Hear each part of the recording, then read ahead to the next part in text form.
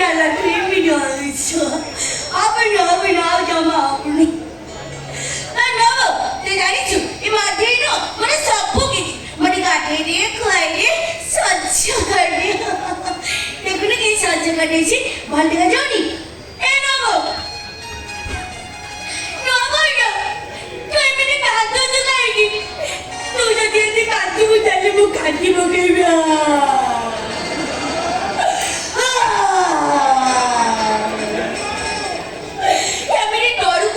कान लगो सिंगारी कोई जीवा गरीब पछी पाटी मुनो पुरपुरी काने कानो मने करे नो तारे को मो अपनी कानीला सिंगारी कोई जीवा एला ए क्यों खा केने केने रखा न कीजी ए बो डागले ता आपली बकईबू मारला ना ओ आंटी के भी बाजी छाती गडा आणि यो कधी राई बनी मने गप्पा कोई बनी किसी कोण गाएगी ता नाही मो लागी जीबी बेसी होता है कुछ अरे बे बाबा मने कुछ सेट होई परबा आउ सोका से द्रौपदी दिलो छुने को केमिति रखिबी को परिचय नै सेट रहिबो दुनिया लोक दुनिया कथा पछारिबे का प्रश्न की उत्तर देबे कहिबे मो ए घरे बहु ए चतर माधे स्त्री हां एही छियो तू सत्य कहछो ये स्त्री जो नै मो मुंड गुजिब को मो बाहर छात नै निजे बचबा को आपण तो घरे माधे स्त्री ही रहिबी ए तो दावता कोन मुंडा उडा लोक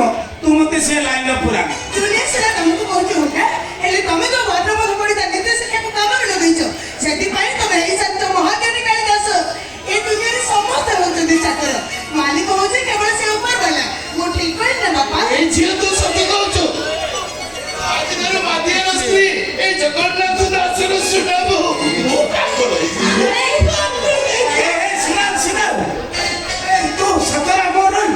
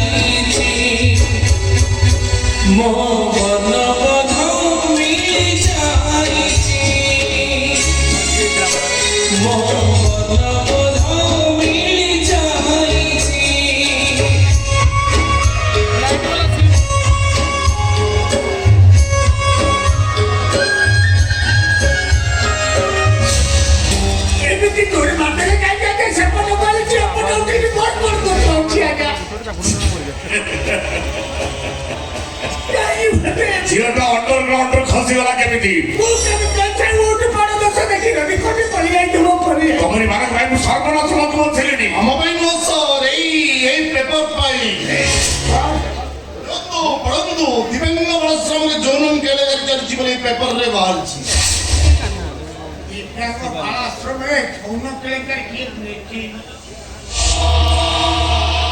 7 दिन भीतर कथा दवा फेन धरा हाई कमांड को चिट और नो गोटे पर गोटे काट मोर फेल गयो कि भाई भाई से संवादिका सोनी सान आ नो संवादिका इति तो पिछ मंत्र न जानि सपगत्र हप्ता मारिबा को चेष्टा करू और भाई बड़ो कहियो ये जो झियो प्लेटा तोर बुझा खुद घर को जमा भर नहीं तो हम साथ को विरुद्ध है खुद मारिबो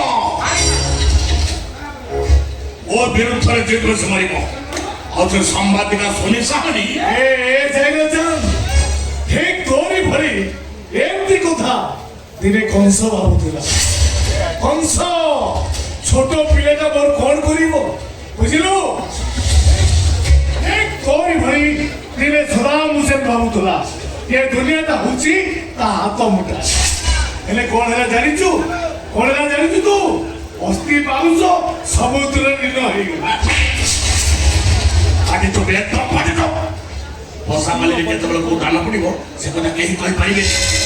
କେମିତି ଗୋଟାଏ ମାରିଲି ଛଡ଼ା ତମ ତ ହବନି ଆଉ ଜୀବନରୁ ମାରିଦିଅ। ଆରେ ମାରିଦେବୁ କେମିତି? ଶେଖର ବାପାର ଉଇ ଅନୁସାରେ ଶେଖର ମରିଗଲେ ସବୁ ସମ୍ପତ୍ତି ସରକାରଙ୍କ ହାତକୁ ଚାଲିଯିବ। ଆଉ ତା ଯଦି ପିଲା ଛୁଆ ନଥିବ ସେ ନିଜେ ସ୍ୱଇଚ୍ଛାରେ ଜଜ୍ ପାଖରେ ସମ୍ପତ୍ତି ଉଇଲ୍ କରିପାରିବ। ମୁଁ ଜାଣିଥିବ ନା ଆଜ୍ଞା ଆମେ ଏତେ ସମସ୍ତ ଆପଣଙ୍କ ହବ କେମିତି? ଅପେକ୍ଷା କର ସେ ସମୟ ନିଜେ ଆସିବ। ଅପେକ୍ଷା କରି ତ ଆସିବନି ସେ ସମୟ ତୋ ପାଇଁ କେବେ ଆସିବ?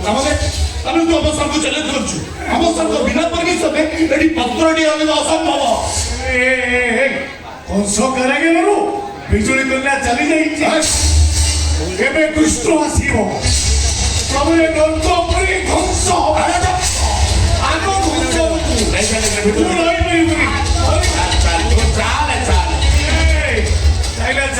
ଶୁଣ କଂସ କାରାଗାରରେ ବସିଦେବ ବେଶୀ ଦିନ ରହିବନି।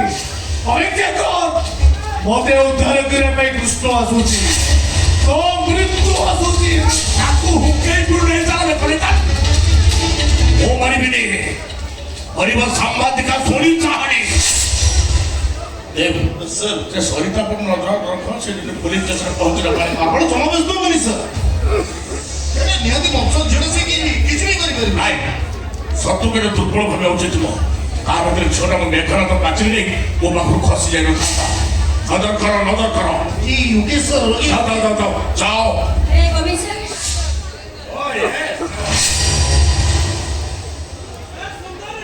ତମେ মনে কি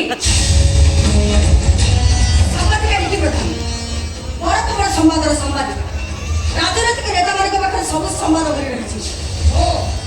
কি কইলা? ଆଜିକାଲି ସାମ୍ବାଦିକ ମାନେ ତ ରାଜନୈତିକ ନେତାମାନଙ୍କ ହାତ ମାରିସି ପାଲଟି ଯାଇଛନ୍ତି ମାଡ଼। କେଇଟା ହାତ ଟେକା ଟଙ୍କାକୁ ସେମାନେ ଚାହିଁ ବସିଥାନ୍ତି। ସମସ୍ତ ଗୋଟା ନିକିତ୍ର ଦୌଲବାଦ ଜମା ଠିକ ନୁହେଁ। ତାଛଡ଼ା ମୁଁ ଜାଣିପାରି କରିଛି ତମେ ଅଞ୍ଚଳ ଗଠ ନୁହଁ କିନ୍ତୁ ସାର୍ଙ୍କର ଏତେ ଖାସ୍ ଚାକିରି କରିବା ପାଇଁ ଇଣ୍ଟରଭ୍ୟୁ ଦଉଛି। ମୋ ସାର୍ଙ୍କ ପୁଅ ତ ସେଥିପାଇଁ ମୋ ପାଖରେ ରହୁଛି। ଆଜିକୁ ଦୀର୍ଘ 20 ବର୍ଷ ପୂର୍ବ ଡକ୍ଟର ଶେଖର ସାହାଣୀ ନିଖୋଜ ଅଛନ୍ତି। ଆମର ନିଶ୍ଚୟତା ପାଇଁ ଉପରେ ମୋର ଦାୟିତ୍ୱ ଆଲୋଚନା କରିଛି। ଏ ବିଷୟରେ ଆପଣ କ'ଣ କହିବେ? ଦେଖନ୍ତୁ କୌଣସି କାରଣ ନଥାଏ ଛୋଟ କଥା ବଡ଼ କରି ତୁମେ ତୁଫାନ କରିବା ସାମ୍ବାଦିକ ମାନଙ୍କ ପୂର୍ଣ୍ଣ ଅଭ୍ୟାସ। ଏଥିରେ ମୋର କିଛି ଭୂମିକା ନାହିଁ। କିନ୍ତୁ ସରି ସାହାଣୀ ପେପରରେ ଲେଖିଛି ବିବେକ ବାଳାଶ୍ରମରେ ଯୌନ କଳଙ୍କାରୀ ହୋଇଛି। ଏ ବିଷୟରେ ଆପଣଙ୍କ ମତ କ'ଣ? ଏଗୁଡ଼ା ବିରୋଧୀ ମାନଙ୍କର ମୋ ବିରୁଦ୍ଧରେ ଗୋଟେ ଚକ୍ରାନ୍ତ।